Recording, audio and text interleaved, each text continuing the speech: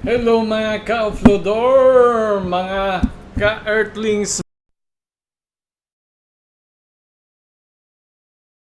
So meron tayong pag-usapan ng mga small cap na or penny stock o basura na stock daw kuno. Aslag, pausapan natin itong aslag kung ano to ano. So pero bago ang lahat mga ka-offloader, huwag kalimutan mag-subscribe sa ating channel. Pakipindot lang yan, libre lang yan po. Tapos yung bell button naman para notified ka palagi ano. So, si Aslag, pag-usapan natin. So, dati si Aslag ay, tinitreat ko to siya dati dito eh. Pero binitawan ko din kasi parang walang ano. Dati, sabi ko pa, makakaangat yan, pero bumagsak eh. Pero binitawan ko na to, matagal na. So, so gusto ko lang siyang pag-usapan din. Baka may mga ano diyan na humahawak pa rin dito tapos naipit, so para naman baka maano natin, mabuhayan sila ng dugo kung ano bang yung nakikita natin dito sa kay Raslag ano. So si Raslag, ano bang indicators natin, wala.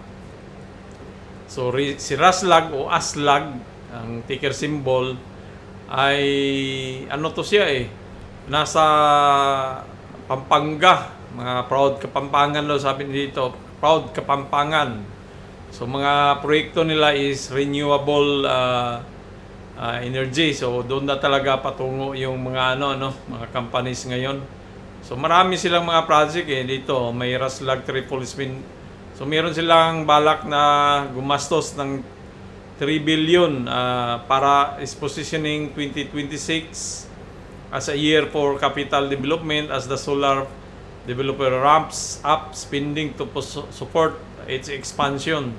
So marami sa new by isihan na yung din, 'di ba? Yung tawag niyan, yung Spinnic o engine siya. New by isiha din 'yun eh. Aiming to hit a long-term capacity target of 1,000 megawatts sa 2035. So marami silang mga proyekto na pinaplano eh. So parang mga Nipomosino ang dito yung corporation ang medyo humahawak.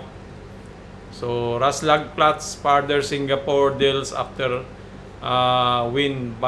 farm buy-in. So meron naman yung wind power naman ang source. So marami silang proyekto. So mayroon talagang tong Raslag, hindi lang pa siya na papansin ng mga foreigners kasi foreigners naman talaga ang nag-drive dito eh. Titingnan natin yung financial ng Raslag.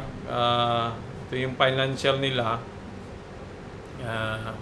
Si Raslag, ito nga yung nila, energy provide mga kurente which construct and operate power production facilities, sell power capacity, energy produce, ayan sila.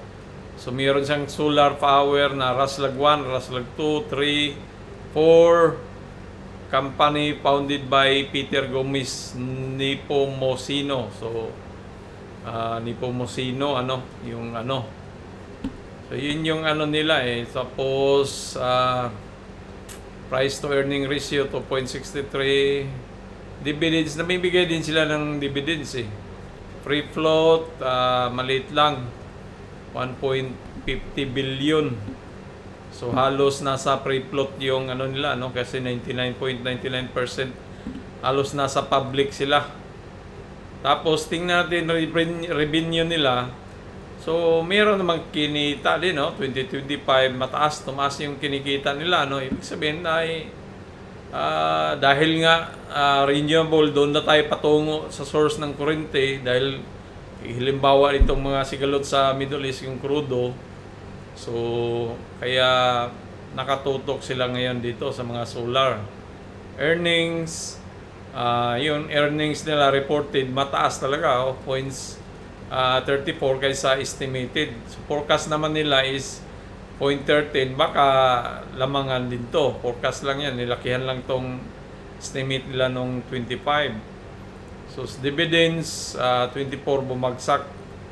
So samantalang ano naman sila, kumikita sila sa 25 sila kumikita kasi 24 walang ganong ano. So statement income, kumikita malaki yung dilaw, tumataas yung kita nila. Operating expenses siguro maliit lang.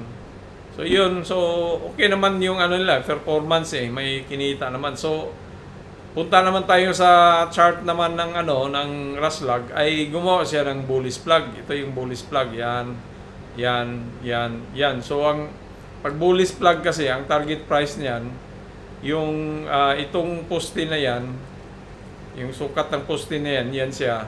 Pwede mong dalhin diyan or pwede mong diyan ilagay. So di ba? So pinaka dito tayo sa 1.5. So maaari, pwede pang mataw yan ng dos ang ano niya, di ba? Tingnan natin yung technical ni TradingView. Sell siya, ano bang meron na sell dito? So 1 month, tingnan natin sa 1 month.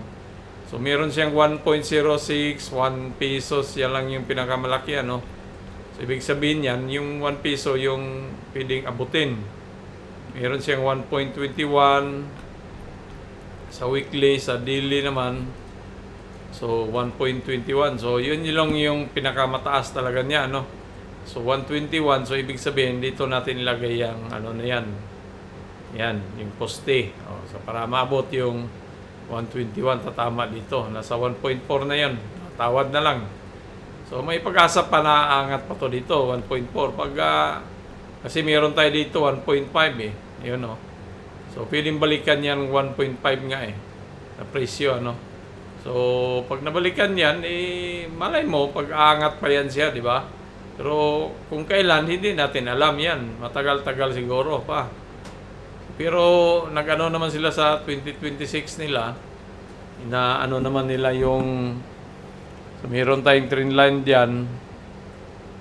So may channel tayong nabuo dito.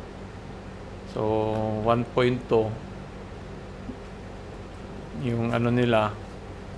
So yung 1.2 dito, ayan Ito yung matatamaan dito sa natin sa bullish plug sa trend line, tapos yung sabi ni TradingView. So kung dito ka nakabili kay Raslag, may 30% na kinita mo. So kailangan ilagay mo dito kung gusto mong yung surplus talaga na pera, hindi mo kailangan. Kung taga Kapampangan ka o Pampanga, so kumbaga sport locals so pwede kang bumili dito, nagtitrade ka, support local ka, yung kumita din, di ba? May konting kita.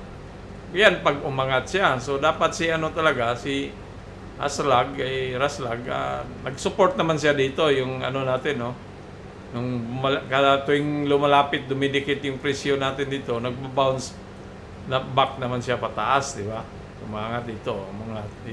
So pwede pang umangat diyan sa piso, pabalik siya doon 1.1. So dito, yan. Medyo lang to. Yun nga, ang nakakaano lang dito sa mga ganitong stock, hindi napapansin ng mga foreigner, Mura pa siya, pero kailangan talaga nila magkaroon ng proyekto na medyo laki-laki para mapansin sila. So dito gumawa siya ng channel, bagsak din, sabi natin diyan dati. So ito yung mga tinitread ko dati nung baguhan pa lang ako sa ano lang binibili ko. Minsan ipit. Yun. Kaya minsan iwan ko hindi ko na matandaan kung kumita ba ako dito or bininta ko lang siya na palugi kasi parang pakiramdam ko hindi man maganda parang babagsak, ganun ba? Babagalan.